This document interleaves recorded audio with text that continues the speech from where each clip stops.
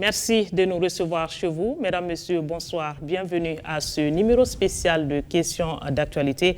Et nous mettons nos projecteurs sur la paix et la réconciliation au Mali.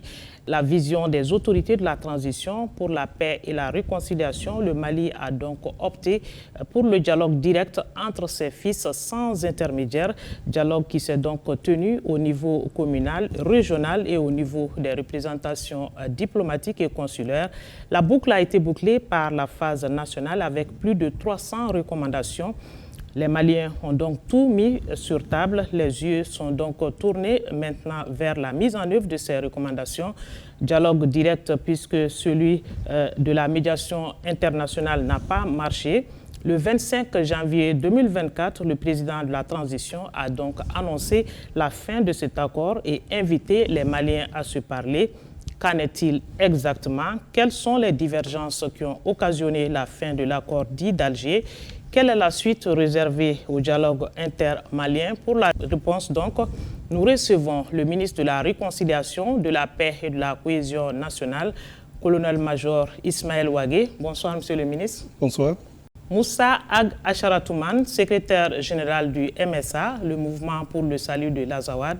Bonsoir, monsieur Moussa Ag Acharatouman. Bonsoir. Monsieur Youssouf Mohamed, secrétaire général du GATIA. Bonsoir. Bonsoir.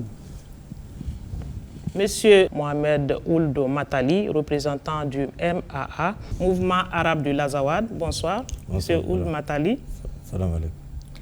Et mon colonel-major El Hadj Moussa Diakité, il est le représentant de l'état-major général des armées sur ce plateau. Bonsoir, mon colonel-major. Bonsoir. Bienvenue sur ce plateau. Alors, on va le rappeler, l'accord pour la paix et la réconciliation issu du processus d'Alger visait à mettre fin à la guerre au Mali. Il a été signé le 15 mai et le 20 juin 2015 à Bamako après des négociations menées à Alger, mais la montagne a accouché d'une souris. Monsieur le ministre, je vais me tourner vers vous. Quelles sont les raisons qui ont motivé le retrait du gouvernement du Mali de l'accord pour la paix et la réconciliation issu du processus d'Alger signé en 2015? La première raison importante du retrait du gouvernement de l'accord, c'est bien entendu le fait que l'État du Mali a voulu en faire une appropriation nationale et faire en sorte qu'il n'y ait plus d'ingérence et prendre en compte tout ce qu'il y a comme divergence qui a amené à la mise en œuvre de l'accord. Parmi ces divergences, on peut citer entre autres les questions politico-institutionnelles où les mouvements signataires, les anciens mouvements signataires et le gouvernement n'avaient pas forcément la même compréhension de ce qu'il faut mettre en œuvre par rapport aux questions politico-institutionnelles. Il y a aussi la question du traitement des ex-combattants, c'est-à-dire l'intégration et la réinsertion. Donc, il y avait des divergences réelles de point de vue par rapport à qui intégrer, comment il faut le faire. Cependant, il y a une tentative dans le cadre de l'intégration avec les bataillons MOC qu'on appelle communément les BATFAR, qui ont permis quand même qu'un certain nombre de bataillons ont pu être déployés sur le terrain, notamment à Kidal, composés d'une partie des mouvements et des FAMA. Mais malheureusement, il y avait tellement de divergences de point de vue, de compréhension, qui a fait qu'on n'a pas pu continuer le processus d'intégration et DDR. Donc, entre autres, ça, c'est les principales raisons de retrait du gouvernement de l'accord. Alors, quels sont les points de divergence qu'on peut noter? C'est vrai que vous en avez cité tout à l'heure. Quels sont les points qu'on peut retenir qui ont été à la base de cette divergence? Le point principal, c'est surtout la question d'une compréhension commune par rapport aux questions politico-institutionnelles, c'est-à-dire la question des régions, de l'Assemblée régionale, l'exécutif, et le législatif, le président de l'Assemblée régionale, le mode d'élection, et puis les pouvoirs et les ressources qui devaient être transférées aux régions. Donc la compréhension du gouvernement, c'est que tout ce qui concerne les pouvoirs régaliens doivent rester au sein de l'État. Mais la compréhension d'une partie des mouvements, surtout de la CMA, c'est que tous les pouvoirs devaient être transférés au niveau du président de l'Assemblée régionale élu au suffrage universel direct. Donc il y a eu des incompréhensions par rapport à cet article. Et ensuite, le second point de divergence, c'est vraiment la question d'intégration, de réinsertion, de traitement des ex-combattants, surtout des hauts cadres. D'accord. Alors, Monsieur Ag Acharatouman, vous étiez membre signataire de cet accord. Dites-nous, qu'est-ce qui n'a pas marché avec l'accord dit d'Alger? Pour moi, la première raison principale, c'est vraiment le fait que les Maliens n'avaient pas le leadership dans le cadre de la mise en œuvre de cet accord. Je pense que c'est le premier handicap. Au-delà même de l'Algérie qui était le principal médiateur, il y avait tout un arsenal de la communauté internationale qui était là, qui n'était pas d'accord par rapport même à ce qui doit être priorisé et fait dans notre pays. Et malheureusement, ce sont ces gens-là en réalité qui avaient les derniers mots. Ce n'était pas essentiellement ni le gouvernement ni les mouvements signataires. Je pense qu'on peut partir d'abord de ce constat-là. La deuxième chose, c'est que les négociations de l'accord d'Alger, pendant 8 mois, on a négocié à Alger. Moi, j'étais là pendant cette époque-là. Et je pense qu'à la fin de ce processus-là, quand l'accord a été signé, moi, mon constat était le suivant, c'est que les Maliens, que ce soit le gouvernement ou les mouvements, n'étaient pas forcément d'accord par rapport au contenu de cet accord-là. Je pense que ça aussi, fondamentalement, ça a beaucoup joué. Mais quand vous regardez l'accord d'Alger, tout est au conditionnel, tout est remis à demain. Rien n'est très clair. C'est pour ça, pendant tout ce temps-là, on a passé notre temps, c'est-à-dire à faire des réunions sur réunions, comité de suivi sur comité de suivi, pour interpréter des choses qui n'ont jamais été claires en réalité. Si on vous interrogeait par rapport à certains points qui n'étaient pas clairs, quelle serait votre réponse à ce niveau? Par exemple, le point que le ministre a évoqué tout à l'heure, il a parfaitement raison. Pendant des mois et des mois, on a perdu du temps par rapport à ce point précis qui concerne l'élection du président régional au suffrage universel direct. Et pour l'accord d'Alger, il est très clair. C'est-à-dire tout ce qui est régalien reste à l'État central. Et il y a un certain nombre de pouvoirs qui sont délégués au président des régions. Mais bon, par la suite, on avait effectivement une partie de nos frères qui avaient d'autres interprétations par rapport à ce point précis. Et sur l'intégration aussi des combattants, c'est la même chose. L'intégration dans notre pays, ce n'est pas la première fois, parce qu'il faut quand même rappeler qu'on est au 4e accord avec l'accord d'Alger aujourd'hui. Et dans le passé, il y a eu des combattants qui ont intégré les forces de défense et de sécurité. Mais il y avait certaines choses qui étaient demandées par une partie de nos frères, dont il a mentionné les noms tout à l'heure, qui n'étaient juste pas possibles. Donc, quelque part aussi, en réalité, il y avait des gens qui ont signé l'accord, mais qui ne se sont jamais mis dans le cadre de la mise en œuvre même de cet accord. Parce que l'accord d'Alger, il est très clair. Dans l'accord d'Alger, on reconnaît l'intégrité territoriale du Mali. On reconnaît le caractère républicain et laïque de l'État malien. Tous les mouvements signataires étaient d'accord sur ce principe? Du moment où on a signé, c'est ça en réalité le principe qui doit valoir à tout ce qu'on va faire par la suite. Mais malheureusement, comme il l'a dit tout à l'heure, il y a certains qui ont signé l'accord, mais qui veulent continuer à faire croire aux gens qu'il y a autre chose qui n'est pas, c'est-à-dire travailler dans l'ensemble malien. C'est ce qui a posé problème. D'accord. Monsieur Youssouf Ag Mohamed, alors on parle de blocage dans la résolution des questions fondamentales par rapport à ces signatures. Que pouvons-nous noter comme point de blocage? C'est que, en réalité, la médiation de l'Algérie assurée par l'Algérie avait d'énormes difficultés à aplanir souvent les divergences entre les différents acteurs, le gouvernement et les mouvements signataires. Donc, il y avait une défaillance en réalité à ce niveau. Il y avait des blocages par rapport à cette médiation. En plus, c'est qu'il y avait certains mouvements signataires aussi qui étaient trop exigeants en réalité, si je peux m'exprimer ainsi. Le fait, par exemple, que le mouvement ait décidé unilatéralement de suspendre les participations aussi aux travaux du CSA, par exemple, ça c'était vraiment trop... Et demander une... Donc ils ont interrompu le dialogue. Ils ont interrompu le dialogue unilatéralement, sans concertation, et en demandant une rencontre à l'extérieur du Mali. Et ça, vraiment, je pense que c'était de trop, en réalité.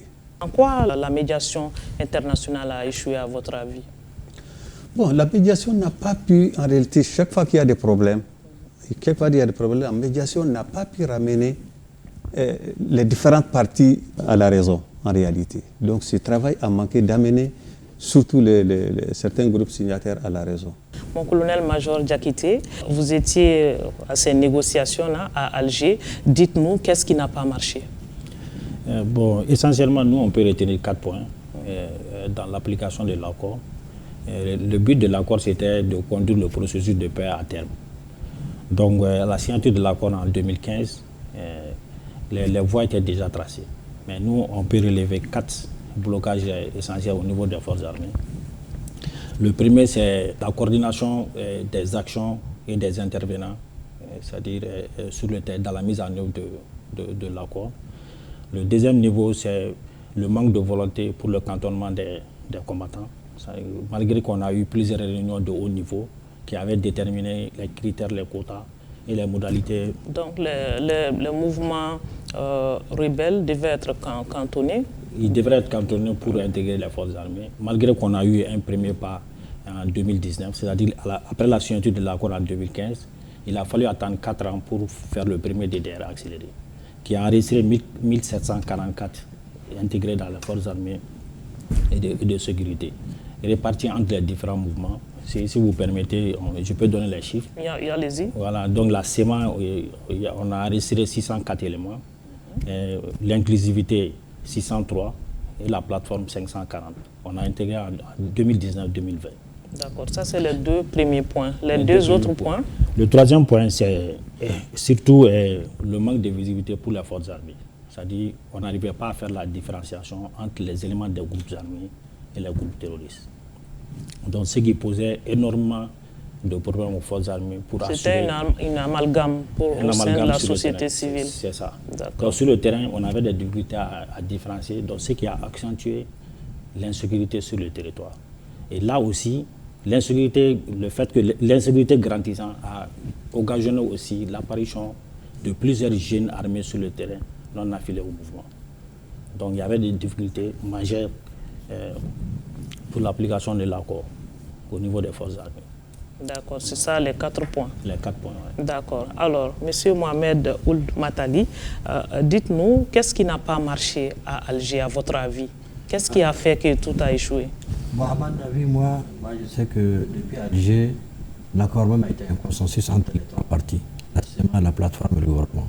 C'est l'État malien seulement qui est resté pour l'application de l'accord et en même temps pour tout le financement qu'il faut pour l'application de cet accord, ce qui n'était pas possible. Donc il y a eu un désengagement de la communauté internationale. Et ce qui fait que aussi les mouvements, depuis la première année à la deuxième année, la plupart des mouvements se sont libérés à d'autres actions. Donc eux-mêmes, ils n'étaient pas très chauds pour l'application de l'accord. De telle façon, une fois, on nous a même autorisé, le gouvernement a accepté de faire intégrer 1000 personnes qu'ils ont refusé jusqu'à l'instant. Au lieu d'être à 1744, on devrait être à 2744.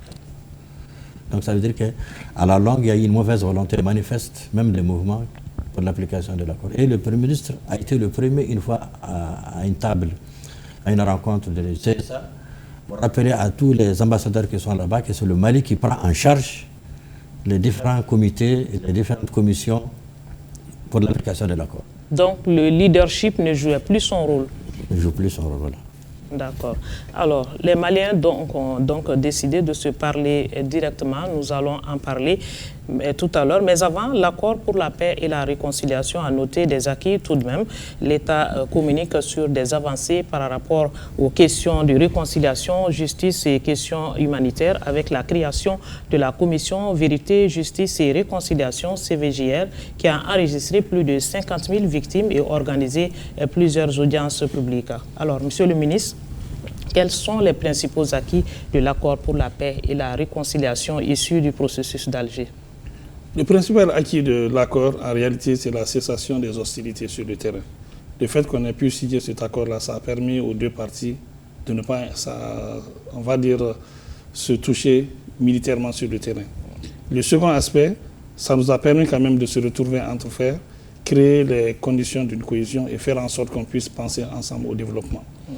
Le troisième gain, c'est qu'on a quand même pu prendre en compte un certain aspect des déplacés et réfugiés.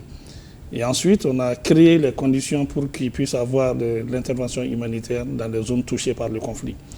Je tiens quand même à signaler que de 2012 jusqu'à nos jours, bien avant que le gouvernement ait repris Kidal à travers les FAMA, le gouvernement a toujours laissé les lignes de développement dans les régions de conflit, justement au bénéfice des populations. Donc ça veut dire que le fait qu'on soit dans un accord a permis quand même que l'État puisse laisser les lignes pour l'éducation, la santé et le développement au nord. Donc je pense que c'est les principaux acquis de l'accord. D'accord. Alors, sans justice, la réconciliation est très difficile, je ne vous l'apprends pas. Nous avons appris un début de réparation prévu pour cette année 2024. C'est quoi concrètement? La CVGR, vous en avez parlé, la Commission Vérité, Justice et Réconciliation. C'est une commission qui avait été mise en place et elle a travaillé pendant 3 à 4 ans. Et l'objectif, justement, c'était de prendre en compte les victimes des violations graves des droits de l'homme de 1960 à nos jours, en prenant en compte surtout l'aspect des périodes de conflit, c'est-à-dire de 2012 jusqu'à 2020, et aussi de prendre en compte les audiences pour essayer de faire des propositions de réparation. À la suite de la fermeture de la CVGR, donc il y a 2 structures qui en sont sorties. Vous savez, le principe de la CVGR, c'est le principe de la justice transitionnelle. La justice ordinaire s'occupe des coupables, la justice transitionnelle s'occupe des victimes. Donc dans le cadre de la justice transitionnelle, il y a le principe de réparation, le principe de non-répétition. Dans le cas du principe de réparation, donc c'est là où il y a la CVGR organisé des audiences publiques, identifier des victimes, enregistrer les victimes et proposer des solutions pour la réparation. Donc le gouvernement de la transition, dès notre arrivée, nous avons travaillé sur ces questions. Voilà pourquoi une politique de réparation a été validée non seulement au sein du gouvernement, mais aussi au sein du CNT. Et c'est cette politique de réparation qui est actuellement en cours qui va permettre à la nouvelle structure de la GRV pour procéder aux réparations. Maintenant, la GRV est en phase de finalisation pour être fonctionnelle. Les premiers budgets pour les réparations sont en place. Maintenant, on va commencer à travailler sérieusement, bien sûr avec la justice normale, pour essayer d'avancer dans le processus de réparation. Il y a aussi le principe de non-répétition qui est pris en compte par le Centre pour la paix et l'unité au Mali, qui est la seconde structure qui est déjà créée, qui est en cours d'opérationnalisation aussi. À GRV, en termes concrets, c'est vrai que vous avez parlé de ce qui va constituer les réparations. C'est quoi? C'est en nature? C'est avec de l'argent? Comment ça va se passer? Ça va dépendre. Il y a la réinsertion, il peut y avoir le franc symbolique, il peut y avoir la reconnaissance, il peut y avoir... Il y a beaucoup de choses. Il y a beaucoup de choses. Ça va dépendre du type de réparation qui est proposé par la commission. Sinon, il y a beaucoup de choses. D'accord. Alors, M. Moussa Acharatouman, il y a aussi l'engagement des mouvements signataires aux côtés de l'État pour exercer la souveraineté de l'État comme acquis de l'accord sur toute l'étendue du territoire national. Quels sont les autres engagements des parties prenantes qu'on peut noter? Dès le lendemain du discours de son Excellence le colonel Assimi Goïta, pour annoncer le dialogue intermalien, nous avons été les premiers à nous manifester tout de suite pour témoigner notre soutien et notre accompagnement de cette dynamique. Pourquoi? Parce que le constat des années passées nous montre largement que la solution elle est intermalienne. C'est-à-dire qu'il faut que les Maliens se retrouvent eux-mêmes et c'est en définissant leurs propres solutions qu'ils peuvent engager la voie vers la paix. Donc dans ce cadre-là, nous, en tant que mouvement, sur le terrain, sur le plan sécuritaire, nous travaillons main à main avec les forces de défense et de sécurité, notamment dans la région de Menaka et de Gao. Nous participons à tout ce que les forces de défense et de sécurité posent comme action dans le cadre de la sécurisation des personnes et de leurs biens. Et c'est quelque chose aussi que nous assumons totalement, contrairement à d'autres mouvements apparemment qui justement hésitent à faire ces pas-là. Parce que pour nous, la logique veut que dans un laps de temps très court, c'est que tous ces hommes en armes, qu'il y ait un DDR pour pouvoir les désarmer et les mettre désormais sous les ordres de l'état-major général des armées. Sur le plan politique aussi, nous accompagnons nos autorités. Par exemple, quand il y a eu des dialogues intermaliens, nous avons mobilisé nos populations au-delà même des frontières maliennes, à Tamaracet, au Niger, un peu partout. À l'intérieur du pays aussi, que ce soit à Gao, à Menaka, à Tombouctou, à Kidal ou ailleurs, nous avons mobilisé nos populations pour soutenir véritablement les dialogues intermaliens. Donc c'est ça un peu notre logique aujourd'hui. Parce que nous savons que les Sahel et les Mali en particulier se retrouvent dans une situation extrêmement difficile et que c'est ensemble, en nous donnant la main, nous et nos autorités, avec l'ensemble de nos populations, qu'on pourra éventuellement tracer les voies et moyens qui vont nous permettre de sortir de cette crise-là. Donc nous croyons fondamentalement et élémentairement à cette dynamique-là de retrouvailles entre Maliens pour qu'ensemble ils puissent définir vraiment les solutions idoines pour le retour de la paix chez eux. D'accord. Monsieur Youssouf Agmohamed, alors aujourd'hui, c'est vrai qu'il y a beaucoup de points positifs. Tout le monde n'est pas au même niveau d'information. Dites-nous, de quoi avez-vous convenu avec l'État et qui est en marche aujourd'hui? Nous avons commencé au niveau des régions de Tombouctou, de Gao, de Kidal, par exemple, ces animations, ces sensibilisations pour que justement les gens s'impliquent davantage dans la mise en œuvre de ces dialogues-là, pour que les Maliens se retrouvent, pour que on parle le même langage, pour que les Maliens vraiment se retrouvent dans cette dynamique-là, pour qu'ils trouvent des solutions idoines à leurs préoccupations. D'accord. Mon colonel-major Diakité, vous êtes de l'armée. Dites-nous comment l'armée compte réparer ce qui a été déjà commis par des groupes armés au niveau de certaines régions. Le ministre a parlé de certains projets qui sont en cours. Qu'est-ce que vous pouvez ajouter à cela? L'armée malienne est une armée républicaine et professionnelle. L'armée, avec l'accord, on était limité. Dans les initiatives et les marges de manœuvre étaient très très limitées. Maintenant, avec la dénonciation de l'accord, la marge de manœuvre est plus grande et l'armée mène ses opérations librement sur le terrain, en menant des actions civilo-militaires, c'est-à-dire apporter les soutiens nécessaires aux populations démunies, notamment à travers certains services, le génie par exemple, le génie dans le désenclavement, c'est-à-dire le rétablissement des ponts détruits par les groupes terroristes, le soutien sur le plan sanitaire aux populations dans les zones reculées. Et puis l'armée de l'air aussi joue un rôle très important dans le processus en permettant le désenclavement des régions du Nord. Donc nous sommes dans la dynamique et nous nous inscrivons dans les plans qui seront émis par le gouvernement pour renforcer la paix. Vous êtes aux côtés des populations, vous êtes à leur écoute par rapport à leurs préoccupations pour les remonter? L'une des missions principales des forces armées, c'est d'assurer l'intégrité du territoire national et la sécurité des personnes. Donc nous leur apportons le soutien nécessaire et nous sommes là pour ça. Nous nous déployons sur tout le territoire et au bonheur de tout le monde. D'accord. Alors, Monsieur Mohamed Ould Matali, dites-nous les points saillants sur lesquels vous avez convenu avec l'État et qui sont en marche aujourd'hui. Bon, les points qui sont saillants avec l'État, c'est que l'État a évité la stigmatisation. Partout, dans les grandes villes, dans les grands centres, les populations vivent en harmonie avec toutes leurs communautés sœurs. Sans vraiment distinction, sans inquiétude, sans aucun tabou, en tout cas par rapport aux activités. Deuxièmement, à ce qui concerne le dialogue intermalien, on a participé aussi partout où nos populations sont, dans les cercles, ainsi de suite, ils ont participé. On va parler à présent du dialogue intermalien. Le président de la transition, colonel Assimi Goïta, l'a dit lors de la phase nationale du dialogue intermalien que c'est une nouvelle architecture de paix qui se dessine au Mali, fondée sur ce que nous voulons que le Mali soit. Et vous, monsieur le ministre, lors de la Semaine nationale de la réconciliation, vous disiez que la paix passe par le maintien du dialogue au quotidien. Ce sont des idées qui ont prévalu à l'organisation du dialogue intermalien? Entre autres, effectivement, ce sont des idées qui ont prévalu. Il est quand même important de signaler que l'annonce du dialogue intermalien est intervenue dans un contexte où, conformément aux résolutions du Conseil de sécurité des Nations Unies, les FAMA quand même ont occupé les emprises de l'aménagement, incluant l'emprise de Kidal.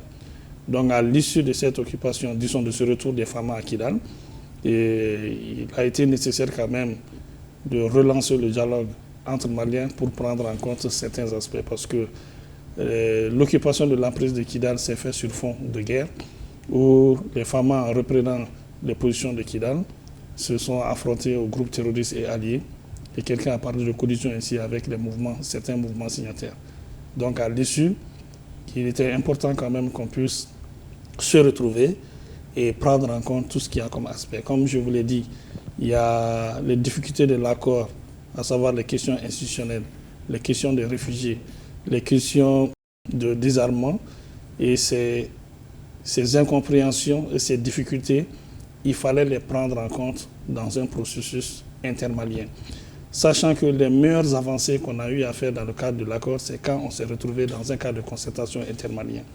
Et chaque fois qu'il y avait des difficultés entre nous, il ne faut même pas chercher loin, c'est qu'il y a une ingérence quelque part. Donc, ce qui veut que nous avons compris que la prise en compte des difficultés, des incompréhensions de l'accord pour la finalisation devrait passer forcément par un processus intermalien. Donc, voilà pourquoi ça a été annoncé lors du discours Nouvel An par le président de la transition. Et bien sûr, avec le constat de l'inapplicabilité de l'accord, la dénonciation de l'accord, le retrait de l'accord le 25 janvier, on s'est focalisé sur ce dialogue intermalien pour réellement prendre en compte tout ce qu'il y a comme incompréhension et difficultés au sein des communautés. L'accord a été signé entre le gouvernement et ceux-là qui ont pris les armes et supposé au nom des communautés. L'une des difficultés de l'accord, c'est que les communautés ont eu l'impression que ceux-là qui ont pris les armes en leur nom, en tout cas certaines communautés, ne les représentaient pas. Et le gouvernement pouvait parler, parce que le gouvernement a un engagement avec ceux-là qui ont pris les armes, pas les communautés. Et c'était le rôle du gouvernement de faire en sorte que les intérêts des communautés soient pris en compte dans le cadre de l'accord, ce qui est extrêmement difficile. Mais avec le dialogue intermalien, on va donner la parole aux communautés qui vont parler de tout ce qui ont eu comme difficulté dans l'accord et qu'on puisse se retrouver ensemble et construire la paix. Est-ce que ces communautés-là sont venues au dialogue mettre tout sur table et vous dire directement ce qui ne va pas à leur niveau? Sur tout le territoire malien, surtout dans les zones du Nord, toutes les communautés, sans exception, ont participé au dialogue. Sans exception. Chacun s'est exprimé, chacun s'est prononcé, chacun a parlé de ses problèmes et chacun a proposé des solutions sur toute l'étendue du territoire. Je peux vous le certifier. D'accord. Alors, comment vous évaluez donc le dialogue intermalien? Sur 100, je vais dire que le dialogue intermalien, c'est 100. Voilà pourquoi il y a un certain nombre de recommandations fortes. Il va falloir maintenant les prendre en compte rapidement pour que les populations soient satisfaites. On va parler de ces recommandations tout à l'heure, le temps de faire réagir les autres. Monsieur Moussa Acharatouman, dites-nous, quelle a été votre participation à ce dialogue intermalien? Nous avons mobilisé partout où il le faut, partout où besoin s'est exprimé, nos populations, pour qu'elles puissent participer à ces dialogues intermaliens. Au-delà de cela aussi, nous avons participé aussi en donnant nos idées, nous avons participé aussi en défendant un peu la dynamique à l'échelle non seulement nationale, mais même internationale. Et je pense que l'originalité fondamentale même de cette initiative, c'est que c'est les Maliens eux-mêmes qui vont désormais bâtir leur paix. Et une paix qu'on bâtit soi-même pour soi-même, il n'y a rien de mieux que ça. Et je pense que c'est pour cela que nous sommes fondamentalement engagés vraiment dans ce dialogue intermalien. Et comme le ministre le disait tout à l'heure, l'originalité du dialogue, qui a été une des lacunes aussi de l'accord d'Alger, c'est qu'on a commencé du bas vers le haut. C'est-à-dire on est parti dans le plus profond du pays où on a fait participer les communes, on a fait participer les cercles, on a fait participer la région. Et c'est par la suite qu'il y a eu le dialogue à l'échelle nationale. Au-delà même de nos frontières aussi, les populations dites réfugiées ou déplacées qui étaient en dehors de nos frontières aussi ont pu participer à ces dialogues intermaliens. Je pense que pour la première fois, les populations elles-mêmes se sont senties concernées, associées par rapport au devenir de leur pays. Et c'est ce qui explique l'originalité justement de ces dialogues-là. C'est pour ça que je dis que la paix qu'on construit pour soi-même, il n'y a rien de mieux. Maintenant, comme je l'ai dit, il faut qu'on joigne la parole à l'acte. Le dialogue s'est bien passé, les populations se sont exprimées, il y a eu beaucoup de recommandations, Dieu seul sait qu'elles sont fondamentales, élémentaires, elles sont très bonnes. Maintenant, il faut qu'on s'attelle justement à matérialiser cela en actes concrets, parce que le besoin, il est là. Les populations, elles souffrent beaucoup. Elles sont demandeurs vraiment de paix, de réconciliation et de sécurité. Il faut que maintenant les autorités et tous les partenaires de bonne volonté qui veulent effectivement nous accompagner, qu'on puisse matérialiser en actes concrets ces recommandations du dialogue intermalien pour que les populations puissent retrouver cette paix tant recherchée. D'accord. Monsieur Youssouf Ag Mohamed, est-ce que le dialogue intermalien vous a permis de tout mettre sur table, de tout déballer, de dire tout haut ce que vous murmuriez tout bas? Effectivement, le dialogue intermalien a permis à toutes les communautés du Mali de s'exprimer. Et comme mes prédécesseurs l'ont dit, depuis la base jusqu'à, disons, même au niveau national.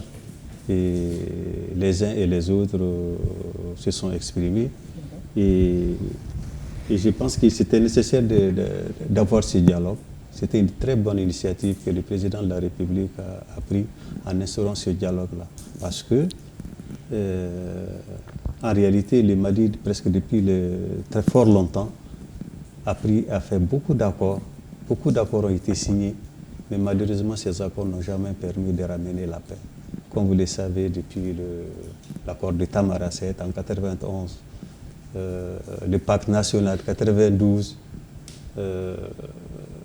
la flamme de la paix en 1996, 2006, l'accord d'Alger encore, par rapport à la problématique de Kidal.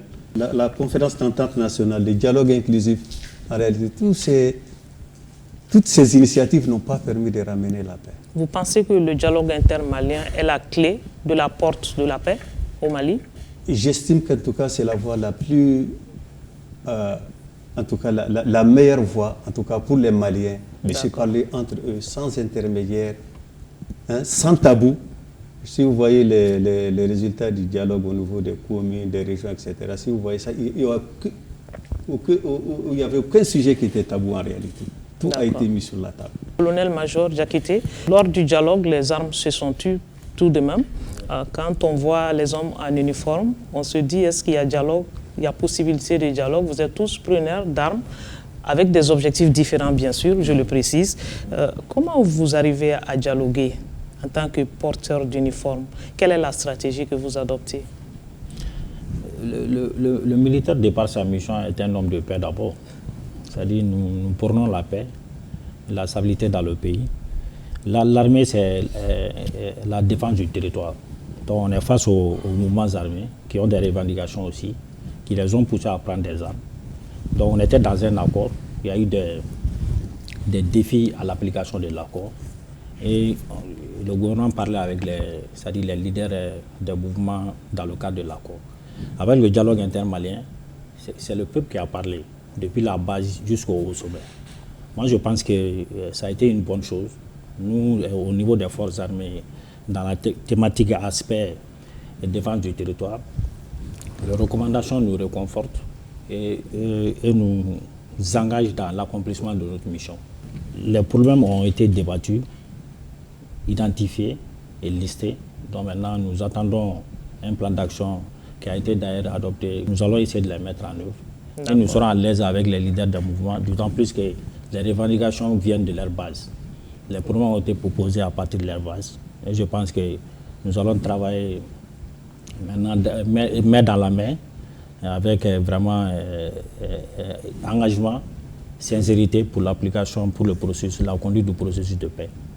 Nous l'espérons bien. Inch'Allah. Alors, M. Mohamed Ould Matali, dites-nous, qu'est-ce que vous retenez du dialogue intermalien? Bon, moi, ce que je retiens du dialogue intermalien, c'est que depuis 1991, le 6 janvier, il y a eu toujours des accords. Et pendant tous les accords, on a toujours signé l'intégralité totale du Mali, la reconnaissance. Et c'est la première fois, et depuis un certain temps, les mouvements, quand ils descendent, ils continuent à toujours fêter leur anniversaire de mouvement. Or, cette fois-ci, avec l'application directe des populations, parce que les mouvements, ils se réclament des populations. Cette fois-ci, c'est les populations même, à la base, qui ont participé. Toutes les fractions ont été représentées et les fractions ont demandé à ce qu'il y ait les différentes recommandations qui sont ici. Donc demain, on ne viendra pas les tromper pour les dire, les mouvements sont là, ils fêtent encore, ils continuent à fêter un anniversaire, et ainsi de suite. Donc c'est une fête, c'est une paix normale qui est partie de la base pour remonter. Donc on ne peut plus les faire tromper. Parce que tout le temps, c'est les populations qu'on trompe. Et je vous dis encore qu'avant que le président ne prenne solennellement, par exemple, cet engagement de dialogue intermalien, le ministre lui-même de la réconciliation, à toutes les fois ici, il est buté à des problèmes et c'est quand il y a des rencontres intermaliennes qu'il arrive à résoudre certains problèmes. Donc on a toujours pu, c'est toujours ensemble qu'on a pu résoudre nos problèmes, mais jamais avec les autres. D'accord. Alors, Monsieur le ministre, c'est vrai que le dialogue a été une réussite. 90%, sinon 95% des Maliens ont participé, mais il y a une minorité qui s'est abstenue tout de même. Le président de la transition l'a dit, il dit que sa main reste tendue à ceux qui veulent encore dialoguer. Ça voudrait dire que les portes du dialogue restent ouvertes? Quand on parle de dialogue, ça veut dire qu'on dialogue avec tout le monde.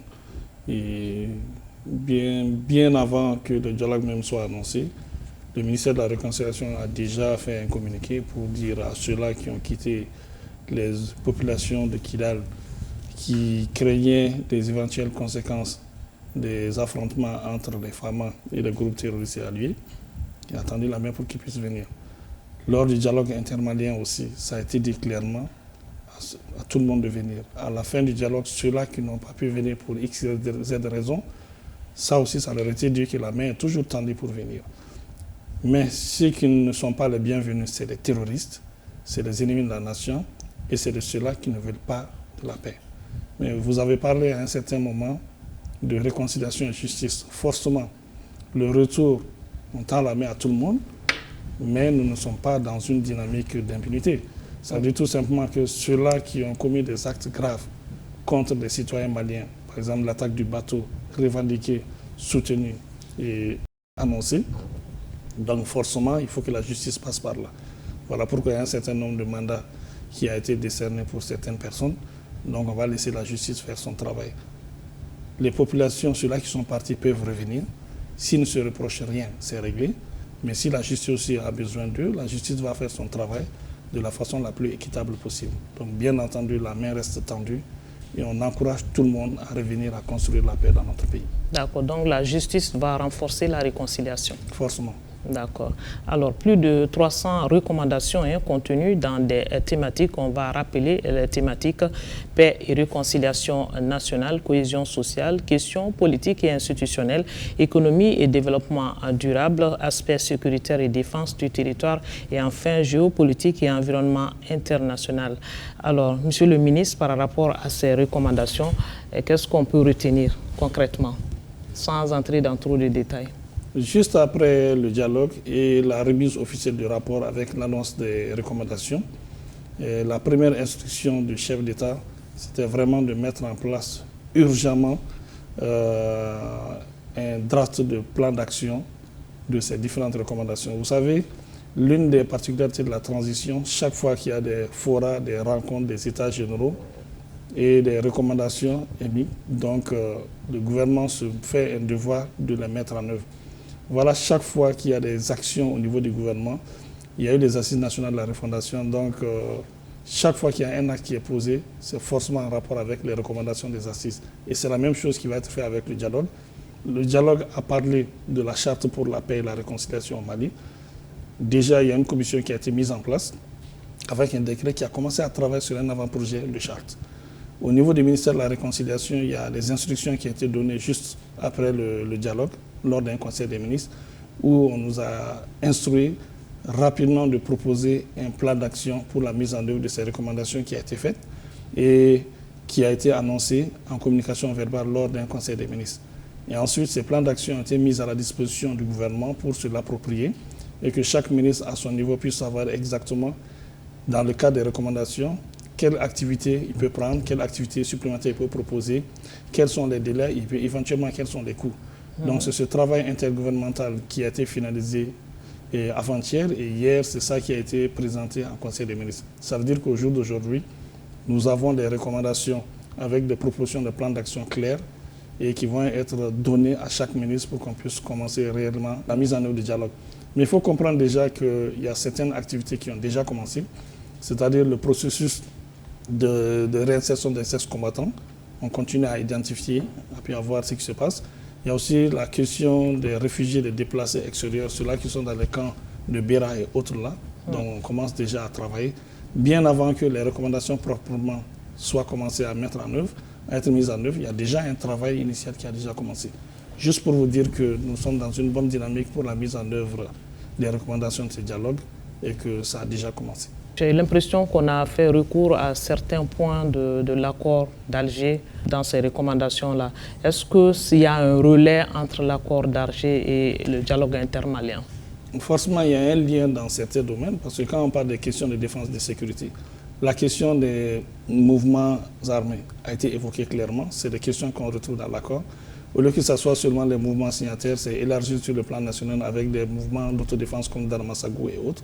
Donc la question de réinsertion et d'intégration a été évoquée. La question du cantonnement a été évoquée et la question de prise en compte des populations déplacées a été évoquée. On a aussi parlé aussi de renforcement sécuritaire sur le territoire. On a parlé également aussi des questions des politico-institutionnelles qui ont été des questions abordées dans l'accord. Donc forcément, il y a un lien entre les recommandations du dialogue qui prennent en compte certaines dispositions de l'accord. Donc certains points positifs de l'accord sont exploités? Certains points positifs de l'accord sont exploités. Certains points d'incompréhension de l'accord ont été exprimés clairement par les populations qui vont être mises en œuvre. Et des questions difficiles liées au désarmement et des groupes armés ou des groupes d'autodéfense aussi, qui étaient des difficultés dans l'accord, ont été posées clairement. Vous m'avez amené dans la mise en œuvre des recommandations déjà, mais est-ce qu'on peut rappeler les recommandations phares sans entrer dans les détails? Par exemple, quand on parle de paix et réconciliation nationale, cohésion sociale, qu'est-ce qu'on peut retenir comme recommandation? Déjà, on demande au ministère de la Réconciliation de s'impliquer mieux pour les questions de paix. Et pour cela, il y a certaines de nos structures comme la mission d'appel à la réconciliation nationale. Ça a été demandé de renforcer, de réformer, et ça c'est déjà en cours pour qu'on puisse toucher le maximum de populations. Il y a aussi les recommandations par rapport à la prise en compte des ex-combattants. Ça incombe au ministère de la Réconciliation, bien sûr, qui va travailler en étroite collaboration avec le ministère de la Défense, le ministère de la Sécurité et les autres départements concernés. Il y a aussi la question des déplacés liés au conflit du Nord, surtout ceux qui sont en Mauritanie, au Niger ou ailleurs. Ça aussi, c'est une activité du ministère de la Réconciliation qui va travailler avec. Il y a aussi la question des retours des populations déplacées des régions du Nord. Voilà pourquoi, lors de la prise de Kidal par les FAMA, il y a le ministère de la Réconciliation qui a élaboré une stratégie de retour des populations déplacées. Et cette stratégie, on est en train de la mettre en œuvre actuellement.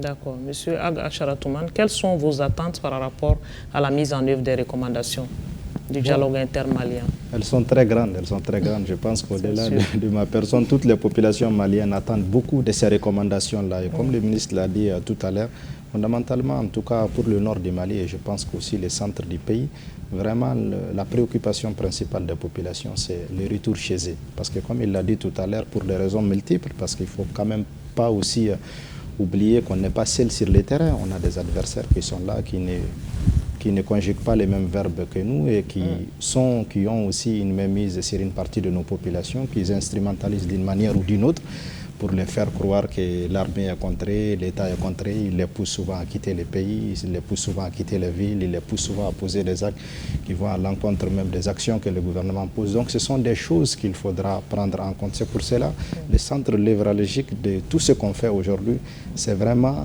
le traitement de ces populations-là. Celui qui aura les populations va incontestablement gagner la paix. C'est pour ça qu'il faut les mettre au cœur du dispositif actuel dans le cadre de la mise en œuvre des recommandations du dialogue intermalien, surtout les populations qui vivent le long de ces frontières-là, parce que la plupart des problèmes que notre pays vit vient de par ces frontières-là. Et ces frontières-là, il y a une multitude de populations qui vivent là, et malheureusement, ce sont des populations qui sont longtemps restées à la périphérie de nos États. Ce sont des populations qui souvent sont instrumentalisées pour des raisons qu'eux-mêmes ne comprennent pas par des groupes extrémistes et djihadistes. C'est ce qu'on vit aujourd'hui.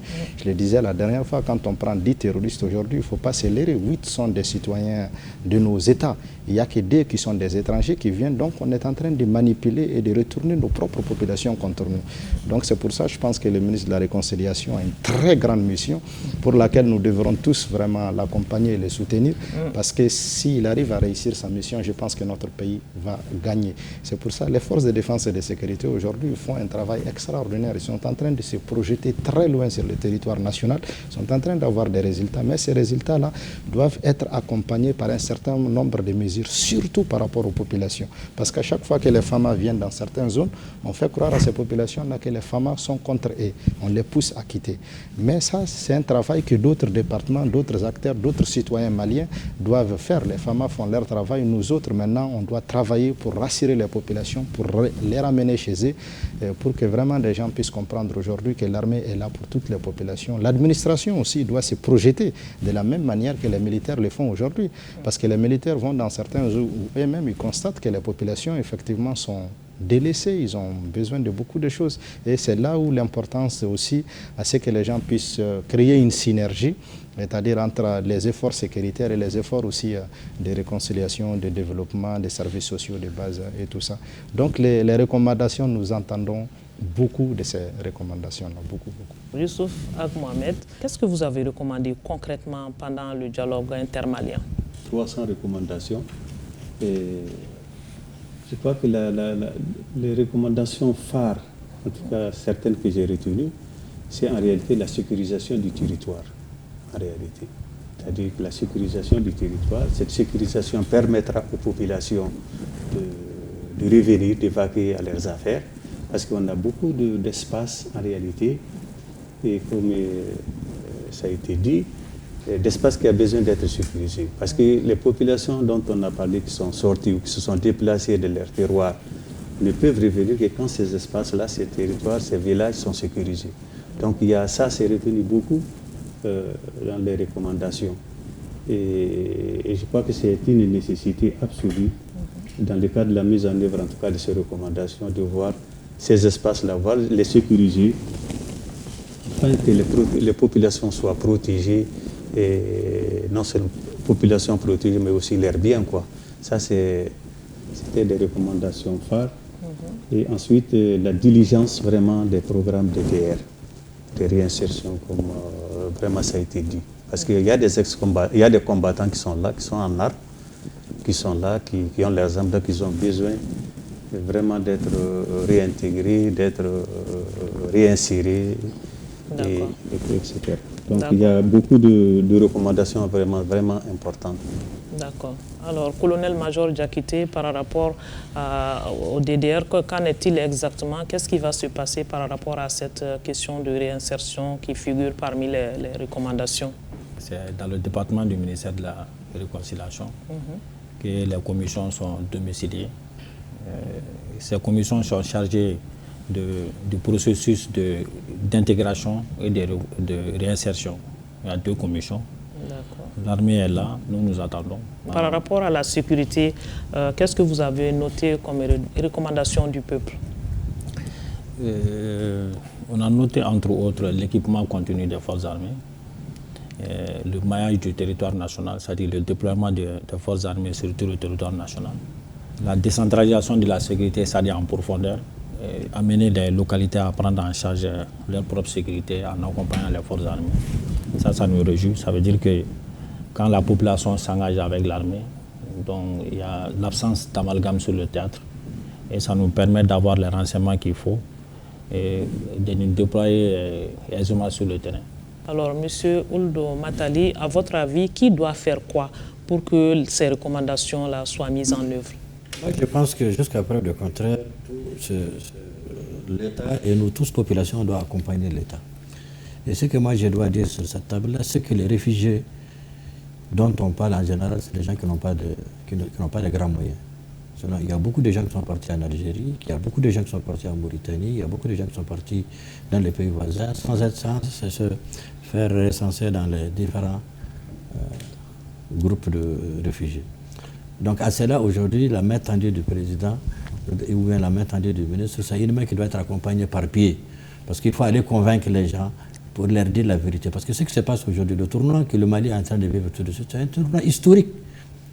Quand même le chef militaire vous dit qu'ils ont l'équipement et ainsi de suite, ça veut dire que le Mali n'est plus comme avant. Donc ce n'est plus une promenade où tu fais ce que tu fais. Tu veux être un bon Malien, un bon citoyen, tu es libre, tu fais ce que tu veux, tu reviens. Et ça, c'est dans tous les pays voisins. Donc ce n'est pas la peine d'être aujourd'hui muni d'une volonté qui n'existe pas. Et c'est ce qui fait qu'aujourd'hui, si tu vas et tu dis la vérité à tes parents, ceux qui ont refusé ou ceux qui n'ont pas compris, désormais, s'ils ne reviennent pas, tant pis pour eux. Mais en tout cas, c'est que c'est certaines populations et nous sommes tous conscients qu'on a dit la vérité au bon moment et au lieu indiqué. D'accord. Monsieur le ministre, une chose est de formuler des recommandations. La plus importante, c'est de suivre ces recommandations-là maintenant et les mettre en œuvre. C'est vrai que vous avez parlé de la mise en œuvre, vous avez parlé des points qui sont déjà inscrits, vous avez parlé du plan d'action. Pouvez-vous nous dire autre chose dont vous n'avez pas parlé par rapport à la mise en œuvre des recommandations? Je vais quand même revenir un peu sur la question du DDR. Effectivement, c'est le ministère de la Réconciliation qui est en charge des questions de réinsertion et intégration, en étroite collaboration avec les autres départements. Et aujourd'hui, ça fait partie des recommandations phares. C'est-à-dire, la meilleure sécurité, c'est qu'il n'y ait pas d'armes sur le terrain, qu'il n'y ait pas d'ex-combattants sur le terrain, et que les seuls combattants et les seuls qui ont des armes sur le terrain, ce sont les forces armées et de sécurité. Donc, l'objectif d'extraire du terrain tout ce qui est armé, ça reste un objectif majeur et même un objectif vital. Donc aujourd'hui, il y a une politique nationale DDR que le ministère de la Réconciliation est en train de faire à travers les commissions DDR et intégration, justement qui va prendre en compte non seulement les difficultés de l'accord, qui va prendre en compte les recommandations et les conclusions du dialogue, qui va prendre en compte la situation malienne. Donc ça, c'est en cours d'élaboration et ça va aller très vite. Maintenant, les autres recommandations, leur mise en œuvre, les instructions claires ont été données pour qu'on puisse avancer. L'élaboration de la charte pour la paix est déjà en cours, avec la mise en place d'une commission qui a déjà travaillé, qui vont nous produire un avant-projet de charte et qui va être suivi d'autres actions. Il y aura une commission qui sera mise en place par rapport au suivi des recommandations? Il n'y aura pas de commission nouvelle en tant que telle. La même commission qui est en place de CNCR-ANR, c'est cette commission qui va être renforcée d'autres éléments, qui va continuer à suivre toutes les recommandations. Vous savez, il y a eu les assises nationales de la refondation avec des recommandations. Il y a beaucoup de rencontres, de dialogues et forums avec des recommandations dans les différents états généraux. Donc c'est cette structure qui va travailler de façon complémentaire pour que les recommandations des différents forats puissent être mises en œuvre de façon complémentaire.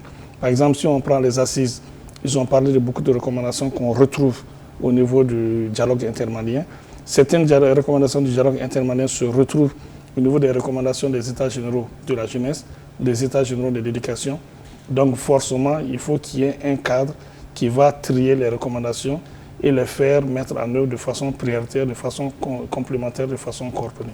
Il a été recommandé d'engager le dialogue avec tous les mouvements armés. Qu'en est-il aujourd'hui?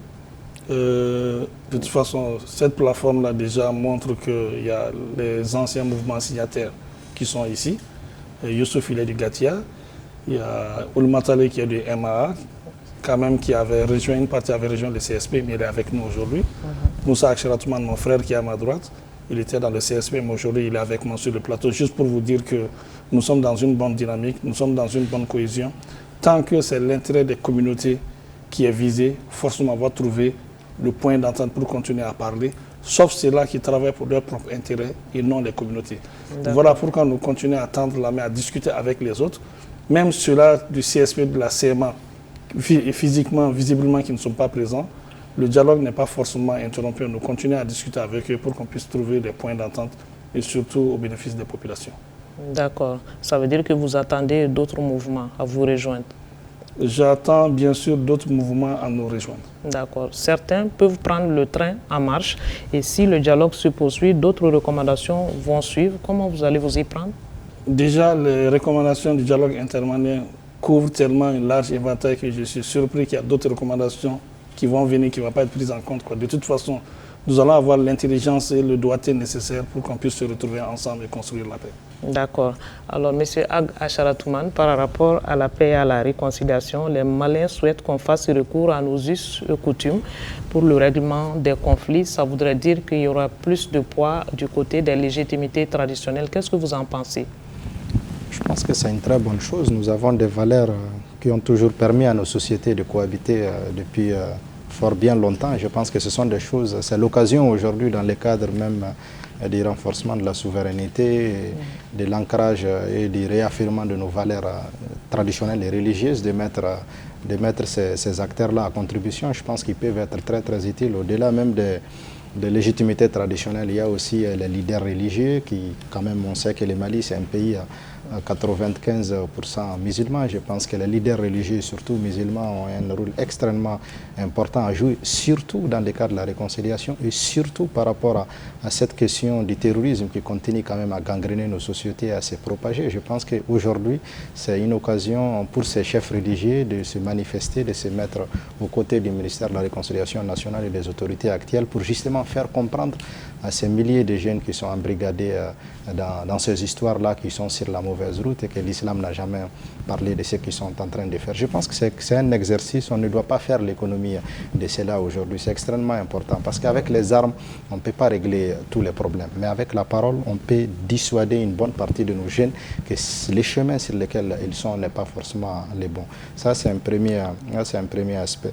Et, le deuxième aspect sur lequel je voulais revenir, comme il l'a dit tout à l'heure, c'est surtout l'aspect DDR. Pour montrer aux autres populations ou aux autres frères qu'ils n'ont pas fait le bon choix, il faut que ceux qui ont fait le choix de rester dans leur état, de faire le choix de la paix, de faire le choix de la réconciliation, il faut qu'on avance rapidement avec eux. Comme il le disait tout à l'heure, je sais qu'il y a des choses qui sont en cours et ces choses-là, il faut que ça se matérialise vite pour que les autres voient effectivement que ce qui est dit est en train d'être fait. Ça va motiver les autres aussi à revenir vers nous. Comme je le disais, on doit rassurer. On doit rassurer, on doit rassurer, on doit rassurer. Les gens ont besoin d'être rassurés. Et comme on le dit, pour avoir la paix aujourd'hui, on doit être tolérants les uns envers les autres. Parce que notre pays sort d'une crise multidimensionnelle extraordinaire. Aujourd'hui, comme les autorités en haut, ils ont fixé un certain nombre de lignes à travers lesquelles on travaille. Le premier, c'est la défense et la sécurité. Et la défense et la sécurité, ce n'est pas seulement les militaires, mais c'est nous tous. tout le monde doit s'y impliquer, tout le monde doit s'y mettre quelque chose. Le second aspect, c'est le développement. Parce qu'aujourd'hui, ces populations, il faut les maintenir avec quelque chose de concret aussi qui puisse les permettre de rester chez eux et de vaquer à leurs occupations. La troisième chose, on ne peut pas faire l'économie de cela, c'est la diplomatie. Aujourd'hui, on ne peut pas se dissocier du reste du monde. Aujourd'hui, notre pays a besoin de parler à tous ses voisins, qu'ils soient au nord, qu'ils soient au sud, qu'ils soient à l'est, qu'ils soient à l'ouest. Notre pays a besoin de parler avec les organisations à l'échelle régionale, à l'échelle internationale. Et dans le cadre aussi de cette diplomatie-là, nous avons tous, à notre niveau, parce qu'on sort d'une grande crise, notre pierre d'édifice à apporter dans le cadre-là. Bien sûr, chacun doit apporter sa pierre à l'édifice national. Quel peut être le rôle des mouvements armés dans la quête de la paix au Mali?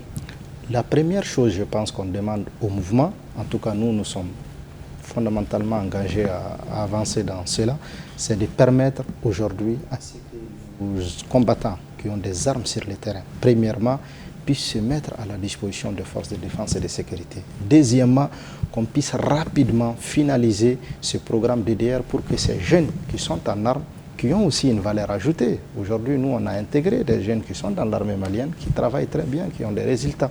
Aujourd'hui, c'est de permettre à tous ces jeunes-là aujourd'hui d'intégrer les forces de défense et de sécurité et que désormais, comme le ministre l'a dit, qu'il n'y ait plus quelqu'un qui a une arme sur le territoire national, hormis les forces de défense et de sécurité.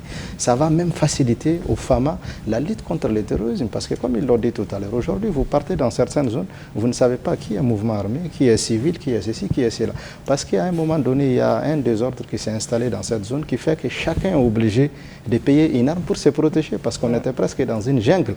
Donc aujourd'hui, on est en train progressivement de sortir de cela. C'est pour cela, je pense que ça, c'est les premières choses sur lesquelles nous, en tant que leaders des mouvements, en concertation avec le ministre de la Réconciliation nationale, on doit rapidement avancer vers cela pour que désormais tous nos combattants soient mis à la disposition des forces de défense et de sécurité, que désormais il n'y ait plus une arme sur le territoire national. La deuxième chose, c'est d'aider aussi l'État à véhiculer les bons messages envers nos populations pour les rassurer qu'aujourd'hui l'État est en train de revenir et de reprendre pied progressivement dans cet espace-là et il est là pour tout le monde.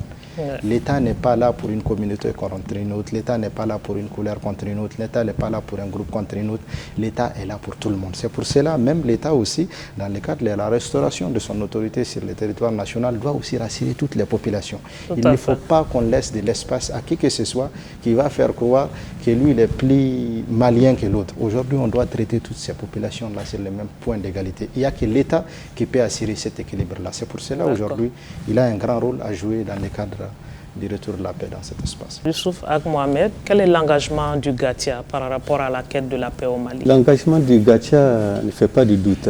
Le GATIA, c'est un mouvement républicain, comme les MESA, c'est des mouvements républicains.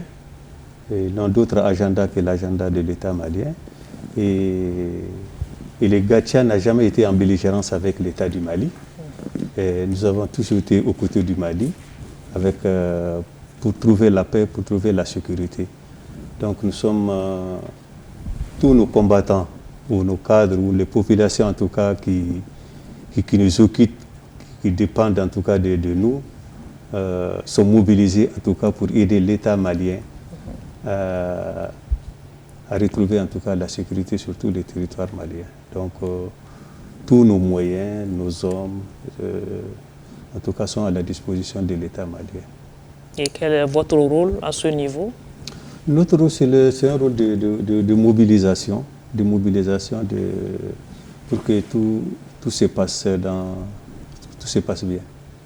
D'accord. Colonel-major Diakité, par rapport à la défense et à la sécurité toujours, beaucoup de recommandations ont été faites, on l'a dit, dont la dissolution des milices armées. En quoi cela peut être utile? Cela est utile, ça nous donne une liberté d'action et de mouvement sur le terrain. Ce qui est sûr, depuis la dénonciation de l'accord, les forces armées mènent aisément sur le terrain les opérations. Nous avons la mission essentielle de défendre le territoire national et d'assurer la libre circulation des personnes et des biens. Le consensus avec les mouvements, les anciens mouvements armés, nous réconforte dans notre position. Ce qui veut dire que sur le théâtre, il n'y a plus d'amalgame. Ceux qui seront vus avec des armes seront des ennemis. Et les ennemis seront traités à la hauteur du défi. pour la paix et la réconciliation au Mali, Mohamed Ould Matali, qu'est-ce que vous recommandez? Moi, ce que je recommande, c'est que l'État malien, il a 64 ans. Il est devenu majeur. Parce qu'aujourd'hui, il faut que les Maliens comprennent, ceux qui sont égarés, qui n'ont plus raison. Et que c'est leurs propres frères qui peuvent quitter même Bamako pour aller les voir et dire qu'ils n'ont pas raison. Il ne s'agit pas de se donner une raison et aller se faire cacher ailleurs. L'État malien aujourd'hui a besoin de tous ses fils et les populations en ont souffert. L'État malien même en a souffert. C'est ce qui fait que moi j'ai besoin d'une paix totale, pas une paix imposée, pas une paix de profit. Et quel est le rôle que vous pouvez jouer là-dedans? Moi, le rôle que je joue là-dedans, c'est être au service de l'État. Nous, on a été le premier MA au service de l'État. Être même avec l'État, c'est un pléonasme. Et ceux qui ont quitté l'État, ils ont tort. Quel est l'appel que vous lancez à nos frères encore égarés de rejoindre le bateau Mali? L'appel que je lance, c'est qu'aujourd'hui, il faut que les gens comprennent que nous sommes dans un tournant historique et que le Mali a besoin de tous ses fils. Et tous les fils du Mali ont leur place en République du Mali. D'accord. Alors, Monsieur le ministre, on va parler des perspectives maintenant. Quelle sera la suite réservée au dialogue intermalien? La suite réservée au dialogue intermalien, bien entendu, sa mise en œuvre à travers les plans d'action qu'on va mettre en œuvre. C'est forcément ça. Bien entendu, nous allons continuer à discuter à nos frères pour qu'ils puissent revenir et qu'on se retrouve entre Maliens. Il est quand même important de signaler que l'impression qui dit que le gouvernement, l'État est contre les Tamashek et les Arabes, c'est vraiment une fausse impression. Vous savez, au moment où les femmes ont commencé à prendre en compte les emprises occupées par l'aménagement, il y a une grande partie des mouvements signataires qui est partie, surtout la CMA. Et le message qu'ils ont dressé en disant que ça annonce la fin de l'accord, et avec la fin de l'accord, il y aura de l'amalgame. Et personnellement, en tant que ministre en charge des questions de réconciliation, j'ai quand même lancé un appel en disant que les gens sont chez eux à Bamako. Un Bambara est chez lui à Kidal, un Tamashek est chez lui à Bamako ici. Si quelqu'un pose un acte, il assure la responsabilité personnelle de son acte. Pas sa femme, pas ses enfants, pas sa communauté, pas ses parents. Chacun assume les responsabilités personnelles de l'acte. Ce message a permis quand même que les Arabo-Tamashek sont restés ici et nous continuons à dire que le gouvernement du Mali, le gouvernement de transition, l'État est équilibré avec toutes les communautés. Voilà ce qui fait que les Arabes et les Tamashek sont présents partout au niveau des chaînes de décision, au niveau de la gouvernance, au niveau de l'État du Mali. Juste pour vous dire que nous sommes dans une bonne dynamique intercommunautaire au Mali ici. Donc je tends vraiment la main à ceux-là qui sont partis, qui puissent revenir parce qu'ils sont chez eux. Surtout les populations qui ont reçu des mauvaises informations et qui sont partis. Il faut qu'ils reviennent, ils sont chez eux. Au fur et à mesure qu'on améliore la situation sécuritaire, il faut que ces populations reviennent chez elles. C'est une perte, c'est une défaite pour l'État quand les forces viennent dans une zone et que les populations, au lieu d'acclamer les forces, quittent parce qu'ils ont peur. Quelle que soit l'occupation de la localité, tant que les vraies populations de la localité partent parce qu'ils ont peur de l'État, ça n'a pas de sens. Il faut vraiment travailler pour que ces populations reviennent, les rassurer, les soutenir et les surmonter. Je lance aussi un appel aux populations qui sont au niveau des différents camps. Vous savez, j'ai fait 2 fois le tour du camp de Beira et ce que j'ai vu là-bas m'a vraiment fait mal.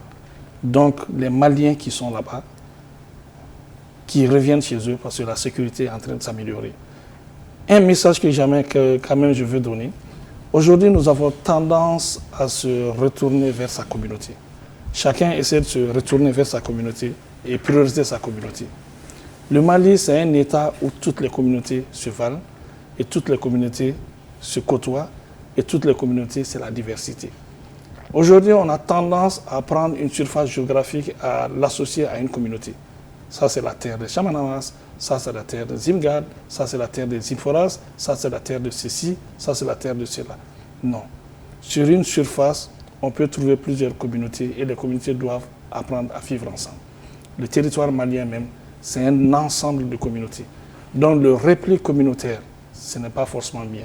prendre en compte les valeurs de la communauté, la tradition, pour se mettre ensemble dans la diversité.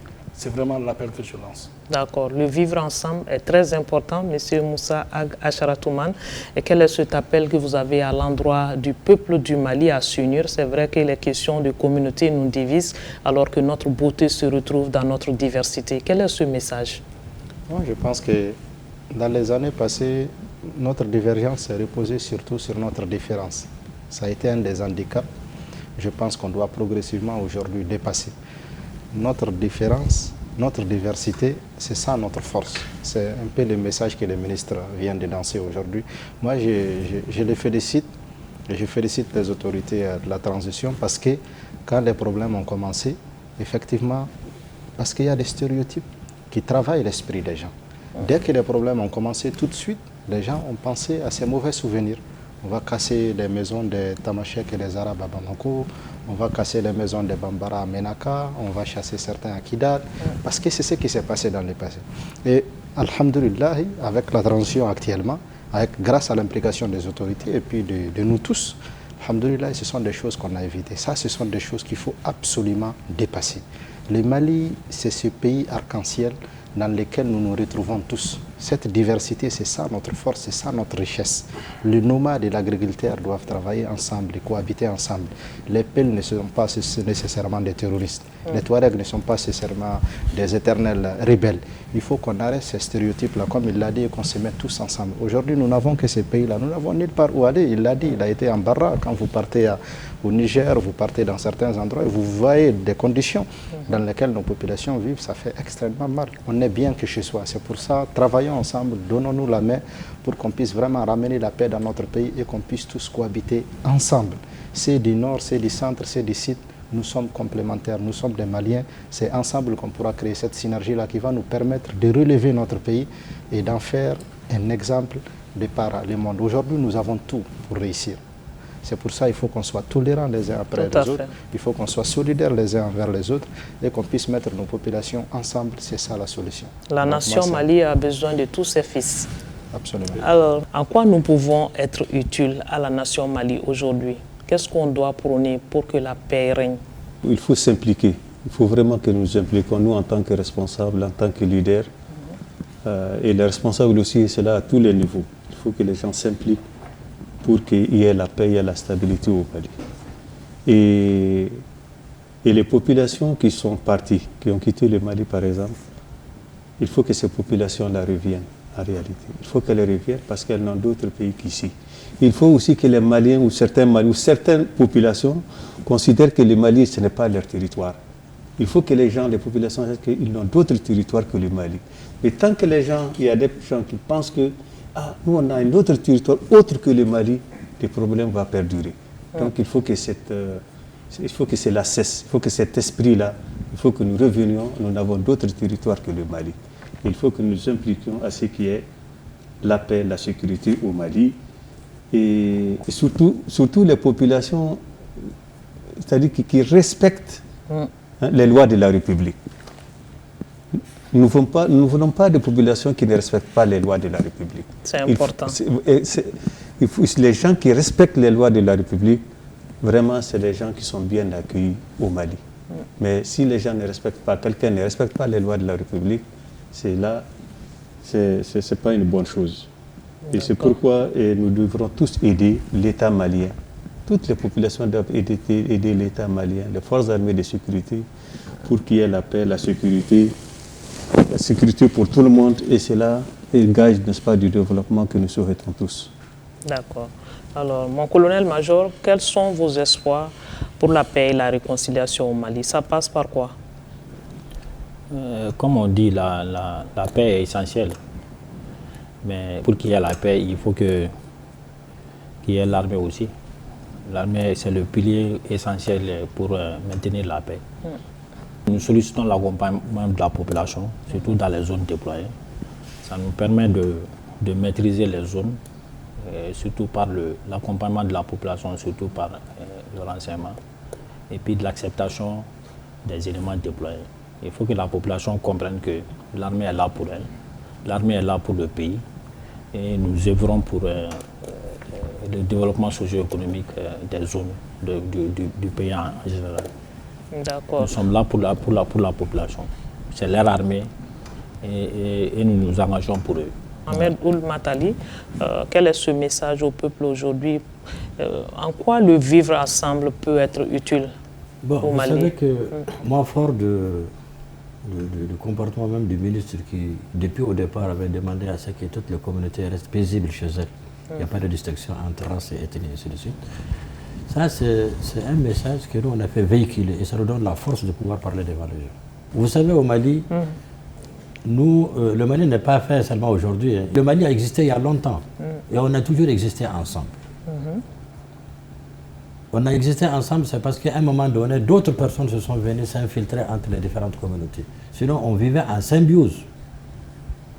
Mais il n'y avait pas ces histoires d'associations, je ne sais même pas quoi, qui sont venues, ou association des Arabes, association des Touaregs, association des Emrades, association des Chamas. C'est ça qui a été la source de problème. Sinon, moi, par exemple, je suis dans le Moussaret.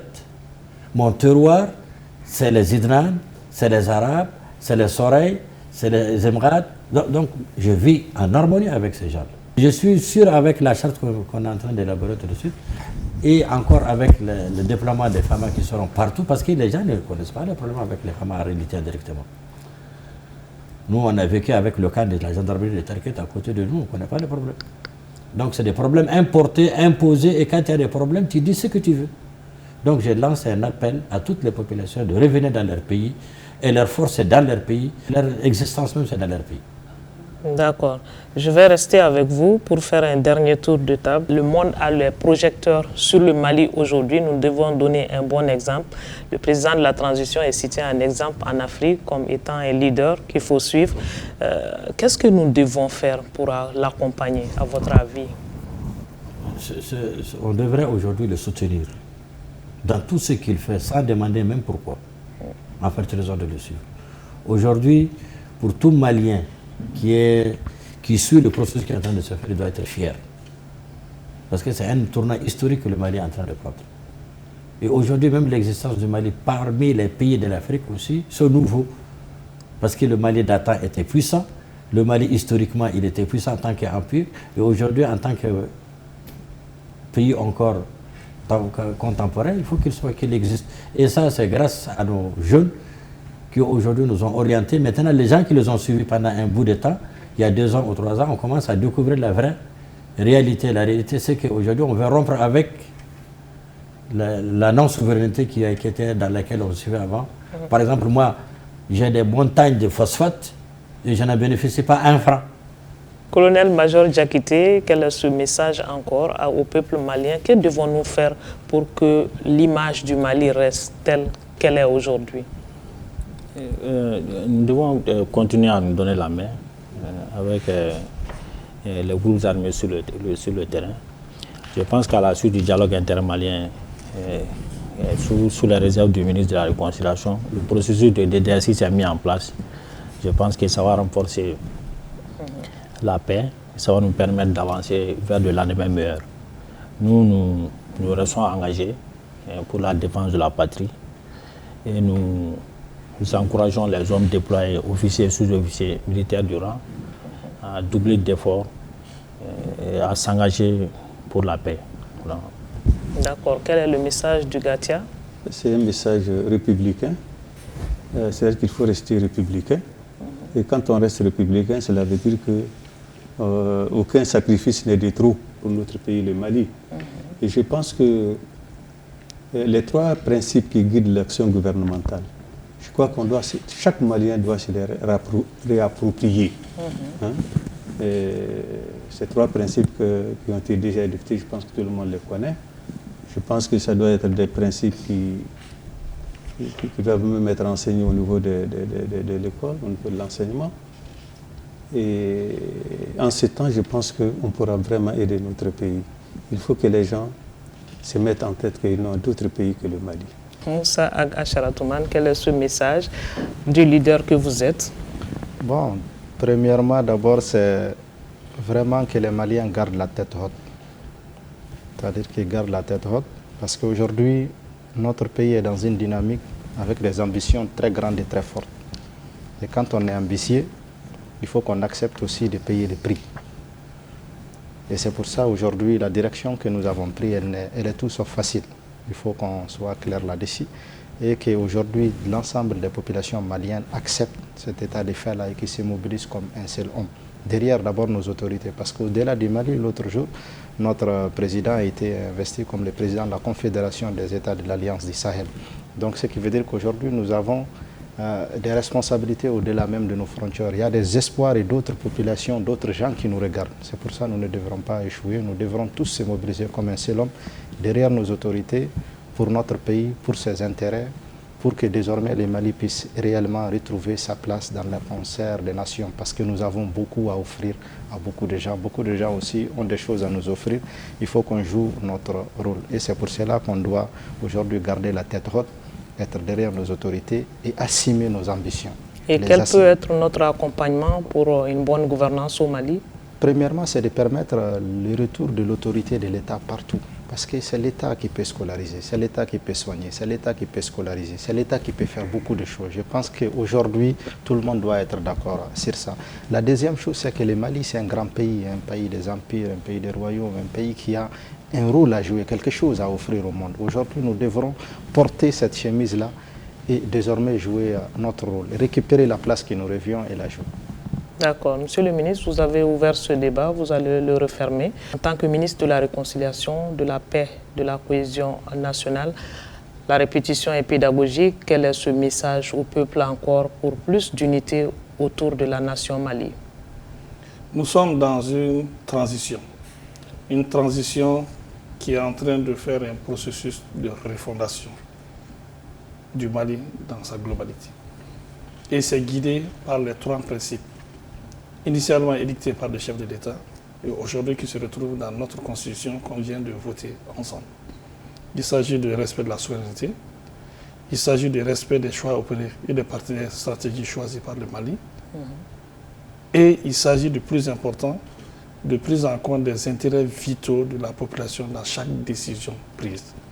Ça veut dire tout simplement que nous sommes dans une dynamique réellement de travail pour les populations, de prendre en compte les aspirations des populations et de renforcer tout ce qui concerne l'État, les droits, gouvernance, etc.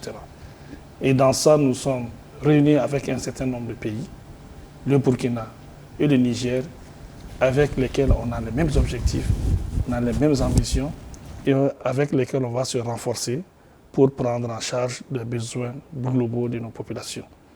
Juste pour vous dire que le processus de refondation au Mali est une réalité. Et le processus de refondation, il s'agit d'aller vers le Malikoura, tant parlé, chanté et imaginé par tout le monde. Et pour qu'on puisse y aller à ça, il faut qu'ensemble nous soyons comme un seul homme derrière notre président de la transition qui insuffle cette dynamique de Malikoura et pour le bénéfice de tous les Maliens et qui fait la fierté nationale, la fierté sous-régionale et la fierté internationale. Ce débat donc se referme ici. En attendant d'autres forats, nous parlions de paix et de réconciliation au Mali, les acquis, la vision de l'État et la stratégie de mise en œuvre du dialogue intermalien. Nos invités étaient donc colonel-major Ismaël Ouagué, ministre de la Réconciliation, de la Paix et de la Cohésion nationale, colonel-major El Hadj Moussa Diakité, représentant de l'État-major général des armées, Moussa Ag Acharatouman, il est secrétaire général du MSA, Mouvement pour le salut de l'Azawad.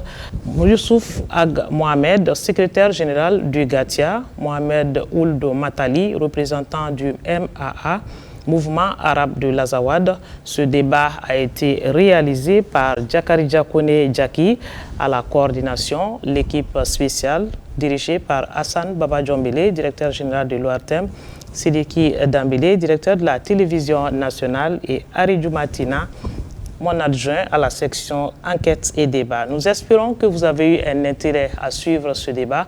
Merci de votre attention. Bonne suite de programme sur ORTM 1. Bonsoir.